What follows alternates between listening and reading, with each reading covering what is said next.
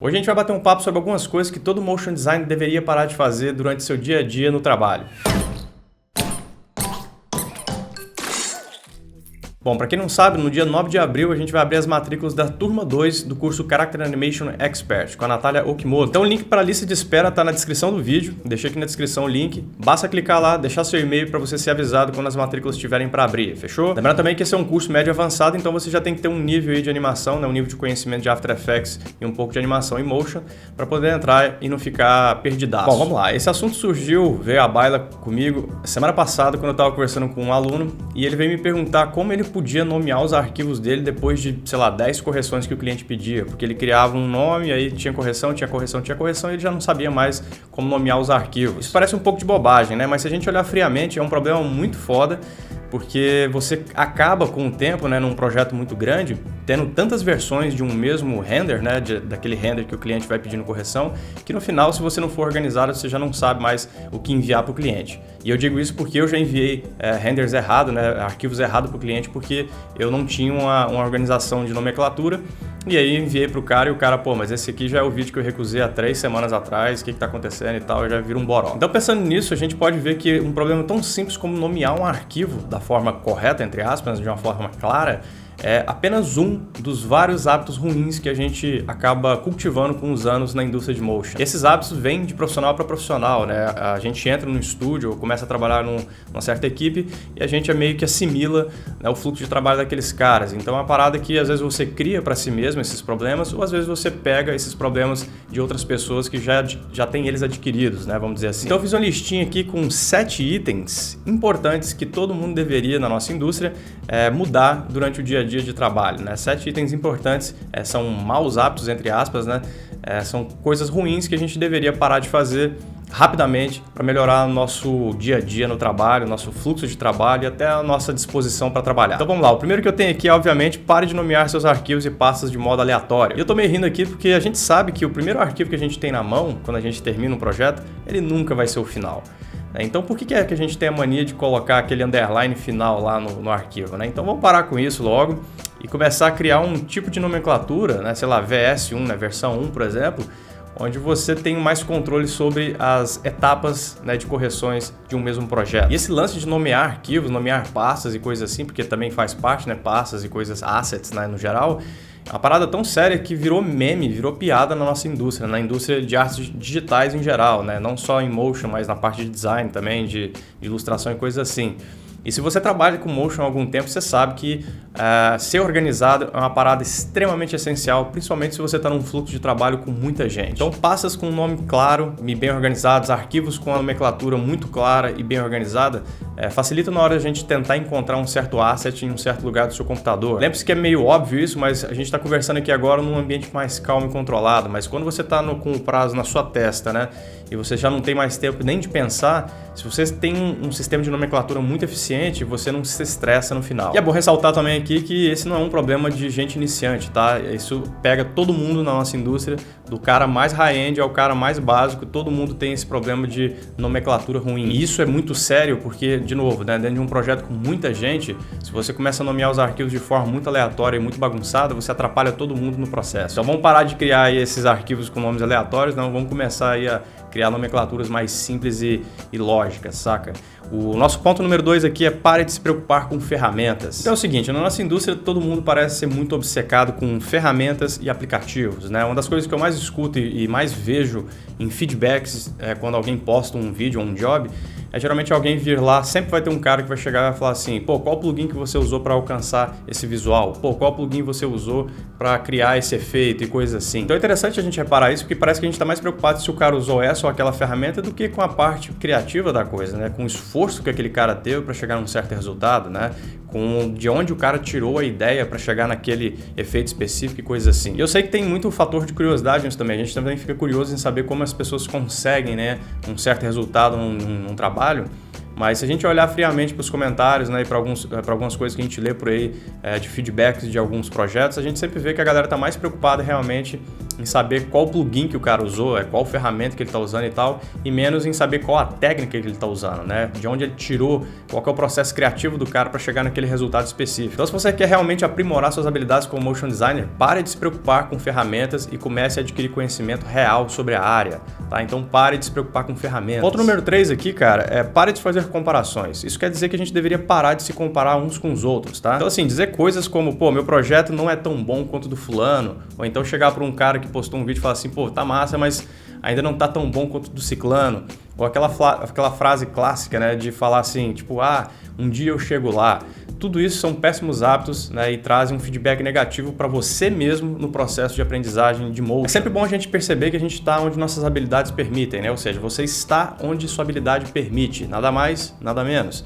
Então é bom a gente parar de comparar tipo, a nossa carreira com a carreira do cara que está aqui do lado, ou com a carreira do estúdio, ou daquele profissional que está lá na gringa e tal, porque isso não traz nada de bom, muito pelo contrário. Isso pode criar realmente um bloqueio em você, até no ponto criativo. Eu vejo muita gente com dificuldade criativa para fazer projetos autorais, por exemplo, porque geralmente eles ficam se comparando, ou comparando os projetos que eles fazem com projetos de outros caras. Aí fala, pô, meu projeto é uma merda, minha ideia é muito ruim, olha os caras fazendo lá. Então tudo isso é péssimo para você. Então se a gente quer realmente melhorar nessa área, quer adquirir novas habilidades e coisas assim, a gente tem que parar de se comparar uns com os outros e dar tempo ao tempo, né? A gente tem que ter paciência, a gente tem que estudar, obviamente, né? Manter o nosso crescimento gradual aí de habilidades e coisas assim.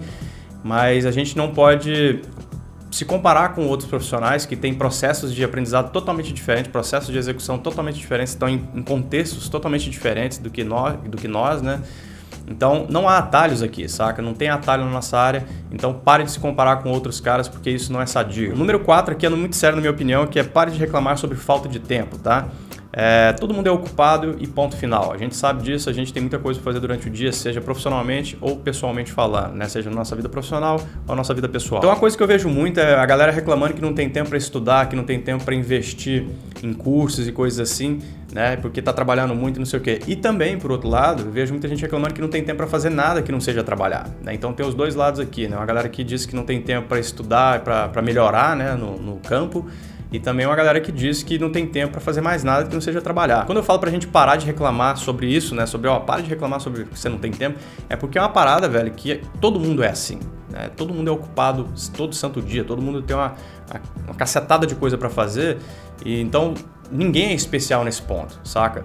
E a única forma de a gente arrumar tempo para fazer outras coisas, né? Ou seja, a gente arrumar tempo para fazer outras coisas que não seja trabalhar, ou então arrumar tempo para estudar, é começar a dizer não para outras coisas. Então é muito fácil isso, é só você reparar em volta durante o seu dia o tanto de coisa leviana que você faz, né? Tanto de coisa leviana que a gente faz durante o dia, são coisas totalmente triviais que ocupam a gente pra caramba, e começar a dizer não para essas coisas. À medida que você vai dizendo não para essas pequenas coisas, você começa a perceber que tem muito tempo. E eu falo isso por experiência própria, porque uma das coisas que eu mais repito nesse canal aqui é como eu gerencio meu tempo ao ponto de trabalhar o tanto que eu trabalho, produzir o que eu consigo produzir e sair todo dia 4h30, 5 horas da tarde. E eu não sou especial, não tem nada de especial no que eu faço. A única coisa que eu faço de diferente, às vezes, é simplesmente dizer não para as coisas. Eu paro, falo, não, isso aqui eu não vou fazer agora porque não é hora disso. Então eu vou fazer isso aqui porque eu preciso fazer isso aqui, eu preciso resolver isso aqui. E aí tem o outro lado, né? Quando eu saio do trabalho, eu desconecto totalmente do mundo do motion, que é uma outra parada séria. Então eu distancio do trabalho, eu digo não ao trabalho também. Então dizer não ao motion também é importante, porque você se distancia dele e dá tempo para você fazer outras coisas, né? Porque a vida é muito maior do que o motion, a gente sabe disso. Então vamos parar de falar que a gente não tem tempo para nada e vamos começar a organizar o tempo que a gente tem. Porque se você organizar, você consegue arrumar, né, um tempo para muita coisa, na verdade, saca? O quinto ponto aqui é pare de culpar os outros, né? É muito comum a gente levantar da cadeira e apontar o dedo para todo mundo dentro de uma equipe, de um estúdio, falando que a culpa, por exemplo, num desastre de um projeto é deles, e a gente esquecer que a gente também tem responsabilidade até certo ponto. E uma das maiores verdades, né, na nossa indústria é que todos os estúdios e todos os motion designers de todos os tipos falam demais, mas se comunicam muito pouco. Então existe um ruído muito grande entre estúdios, agências e clientes, né, e vira um pandemônio, né, de comunicação. Então no final o que rola é que todo mundo fica apontando o dedo um para o outro quando acontece algum problema numa certa pipeline, né, de trabalho, esquecendo também que você dentro do processo sempre vai ter parte da culpa, né? Então vamos parar de apontar o dedo um para o outro num certo processo e assumir também que você tem que pagar o pato às vezes. Então é importante a gente lembrar que a gente tem responsabilidade sim dentro de um processo às vezes meio ruim, porque nem tudo são flores no nosso mercado, a gente sabe disso, né? E a gente tem que saber pagar o pato às vezes. O sexto ponto aqui é pare de usar easy puro, né?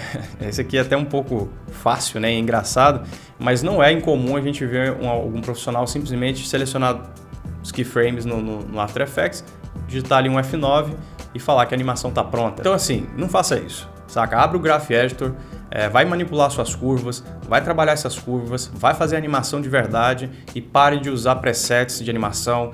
Pare de simplesmente clicar F9 no seu editor de curva e falar que sua animação tá boa. Esse é seu trabalho, saca? Seu trabalho é manipular keyframes, é manipular a curva de animação, é deixar aquela animação agradável, não só simplesmente clicar em um monte de botão e falar que tá bom. E se você não tá familiarizado com o Graph Editor ainda, sente dificuldade, então comece rapidamente a estudar isso, porque ele é o core do nosso trabalho, saca? Ele é o centro realmente de tudo que a gente faz. Tudo se concentra numa animação bem feita naquele Graph Editor. Então pare de apertar simplesmente um F9 na sua timeline e dizer que sua animação tá boa, porque não tá.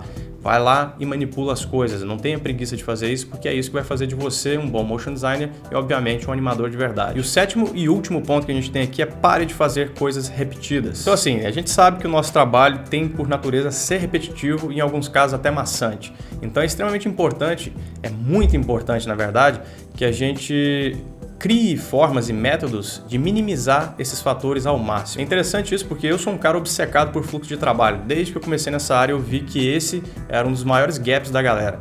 E muita gente acha que eu sou meio doido porque eu sou meio obcecado com isso, mas uma coisa que eu digo para todo mundo, né, que conversa comigo pessoalmente às vezes ou no tete-a-tete sobre fluxo de trabalho é que vale a pena você investir dinheiro em fluxo de trabalho e investir tempo em organização de fluxo de trabalho. Então a dica que eu dou para vocês nesse ponto é observe as coisas mais repetitivas que vocês fazem no dia a dia do trabalho, que são bem triviais, que a gente acha que não vale nada, mas que somadas no final do dia, às vezes pegaram ali 2 horas do que você está fazendo. Então só para vocês terem uma ideia, eu anotei aqui alguns pontos que a gente pode alterar, né, dentro desse fluxo de trabalho ruim, para que a gente pare de repetir certas tarefas e por isso a gente fique um pouco menos estressado no final, né? Por exemplo, ajustar a interface para a gente acelerar o alcance de ferramentas que a gente mais usa. A gente pode parecer meio idiota, né? Mas você ficar indo e voltando na tela, clicando em ferramentas lá em cima ao invés de estar com essas ferramentas lá embaixo, é uma grande perda de tempo, porque a gente está o tempo todo indo lá em cima num certo painel, né? Outra coisa, use teclado e mouse com macro keys ao invés de digitar atalhos de teclado a cada 2 segundos, que é uma coisa que eu falo para todo mundo. Todo mundo deveria usar macro key, porque, porra, você economiza um tempo monstruoso na hora que você está trabalhando, ao invés de ficar o tempo todo ali digitando atalhos de teclado e às vezes tendo que lembrar, né, um certo atalho de teclado que você já nem lembra mais. Uma outra parada importante, crie presets de projetos para toda vez que você abrir o After, as pastas já estarem criadas com os nomes corretos, né? Então você cria um arquivo, né, um arquivo de After Effects que é o seu preset, que toda vez que você inicia um novo projeto você começa com ele e já tem todo o esquema de árvore de organização do seu projeto. E por último aqui, né, uma outra dica é que se você usa muitas transições com shape layers, né, aquelas transições mais 2D, tire umas horas do dia e crie um pacotão de 30 transições, por exemplo, e salve todas elas em alpha para você usar numa emergência. Porque às vezes você está num projeto assim, aqueles pastelzão, né, que você tem que fazer de um dia para o outro, e você não tem tempo de pensar em nada, nem em transição.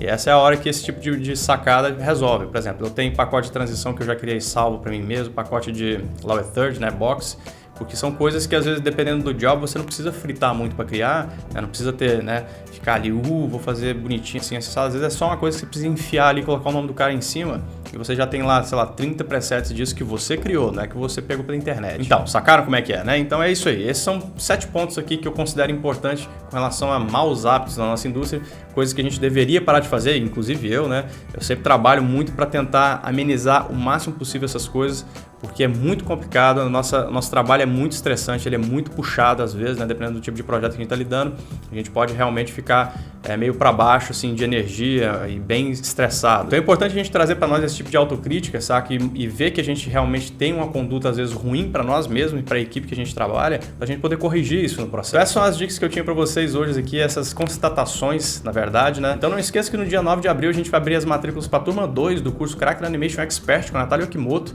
O link para a lista de espera está na descrição do vídeo, clica lá, deixa seu e-mail para ser avisado. Eu vou ficando por aqui, esse foi o Insights de hoje, a gente se vê no próximo. Fui!